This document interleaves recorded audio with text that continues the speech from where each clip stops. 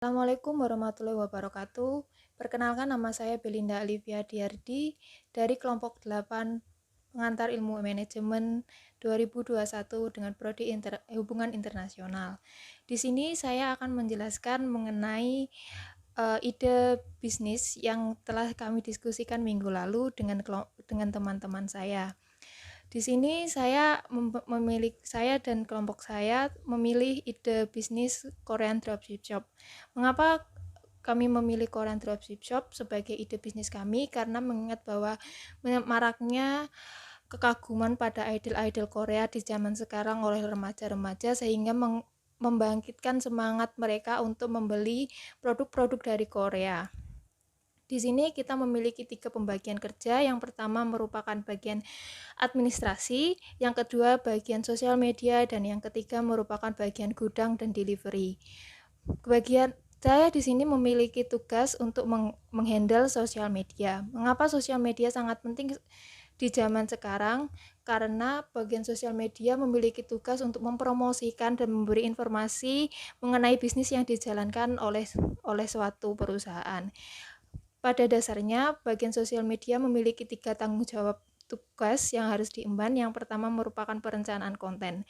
Perencanaan konten di sini memiliki artian adalah admin sosial media memberikan perencanaan konten apa yang akan dibuat, kapan konten itu akan dibuat, dan bagaimana konten tersebut akan dibuat.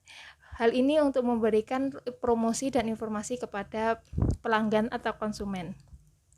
Yang kedua merupakan bagian di sini sosial media juga bertanggung jawab untuk menjaga hubungan dan interaksi yang baik kepada pelanggan yang ada di internet.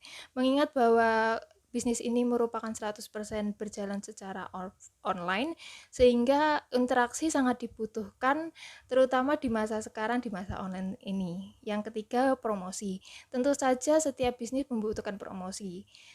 Promosi ini sangat-sangat dibutuhkan mengingat bahwa sosial media memiliki peranan yang besar dan promosi di sosial media juga sangat menjangkau khalayak luar. Terima kasih. Halo semuanya, nama saya Serdo Hasalan Barsridi. Saya berasal dari kelompok 8. Sini saya akan menunjukkan presentasi dari kelompok kami, kelompok 8. Jadi, di toko yang kami namai Korean Dropship Store, saya bertanggung jawab di bagian warehouse dan delivery. Jadi, bagian warehouse dan delivery ini bagian yang bagaimana sih? Nah, bagian warehouse dan delivery merupakan bagian yang terkait dengan penyimpanan barang dalam jumlah dan kurun waktu tertentu dan kemudian didistribusikan ke lokasi sesuai dengan lokasi konsumen. Nah, tentunya dalam setiap bagian pekerjaan kita mempunyai sebuah wewenang dan tugas. Saya akan menuturkan beberapa tugas dan wewenang sebagai bagian dari warehouse dan delivery. Yang pertama, sebagai seorang dari bagian warehouse dan delivery, kita bertanggung jawab langsung kepada manajer dalam hal inventaris. Artinya, kita berhubungan langsung dengan manajer dalam hal pencatatan jumlah barang yang diterima, jumlah barang yang ada di gudang, dan jumlah barang yang kita distribusikan kepada konsumen. Bertanggung jawab dalam hal distribusi dan pelayanan konsumen. Maksudnya, kita bertanggung jawab dalam proses pemilihan transportasi, pengiriman barang, dan menerima layanan pengaduan jika terjadi masalah selama proses pengiriman. Kita mengenal tanggung jawab dari seorang warehouse dan delivery. Sekarang kita akan mengenal lebih jauh tentang tugas-tugas dari seorang warehouse dan delivery. 1. Seorang warehouse dan delivery bertugas memelihara, mengkoordinir, dan mengawasi proses penyimpanan barang di gudang. 3. 2. Bertugas menyediakan akomodasi transportasi yang baik dalam proses pengiriman barang serta mengawasi proses distribusi tersebut hingga barang bisa sampai ke tangan konsumen.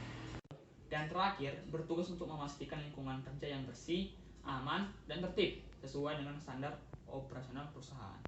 Sekian dari saya, terima kasih. Selanjutnya, saya akan membahas bagian administrasi keuangan. Seperti namanya, bagian ini akan mengatur segala sesuatu yang berkaitan dengan keuangan organisasi. Tugas-tugasnya antara lain bekerja sama dengan tim dalam setiap laporan, membuat buku kas harian, membuat jurnal bulanan dan tahunan, mencatat kas yang masuk dan keluar setiap hari, menghitung laba atau rugi setiap bulan, melaporkan jurnal bulanan kepada manajer, dan membuat arsip keuangan dan menyimpannya dengan rapi. Tentu saja kita mempunyai beberapa kualifikasi untuk staf bagian ini. Seperti yang pertama, mampu bekerja dengan baik secara individu maupun secara tim. Yang kedua, memahami dengan baik cara membuat jurnal keuangan. Yang ketiga, mampu membuat buku kas harian dengan rapi. Yang keempat, mampu mempresentasikan jurnal keuangan dengan baik. Dan yang kelima, mampu menyimpan dan merawat arsip keuangan.